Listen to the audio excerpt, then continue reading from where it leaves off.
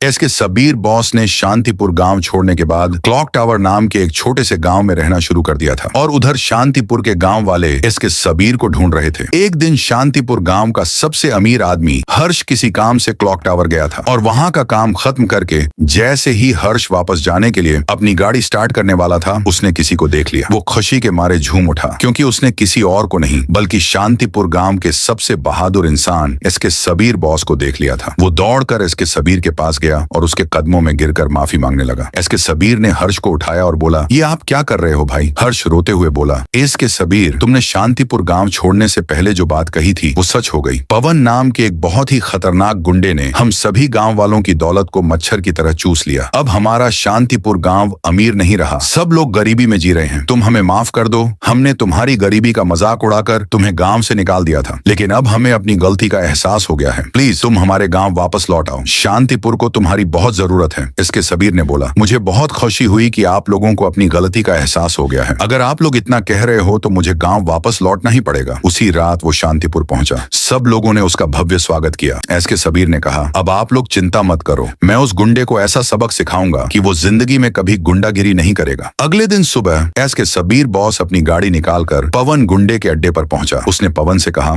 अबे पवन के बच्चे, तेरी हिम्मत कैसे हुई शांतिपुर गांव को लूटने की? अभी भी वक्त है। सारे सोने गहने हीरे जवाहरात जो तूने गांव से चुराया है सभी गांव वालों को लौटा दे, वरना तू मरेगा। पवन गुस्से में बोला, अगर पैसा गांव वालों को वापस ही करना होता तो मैंने चोरी क्यों की होती? इतना सुनते ही इसके सबीर बॉस ने वहां धुआं धुआं कर दिया और वहां हुआ एक खतरनाक जंग। जब धुआं हटता है तो पवन एस के सबीर के कदमों में गिरा हुआ था। उसने सारा धन दौलत गांव वालों को वापस दे दिया। गांव वाले बहुत खुश हुए और एस के सबीर को उस गांव का लीडर बना दिया और उस दिन से एस के सबीर का नाम एस के सबीर नहीं बल्कि एस के सबीर भाई बन गया। पार्ट 1 मेरे चैनल पर पहले से अपलोड हो गया है, जल्दी से जाकर देख लो।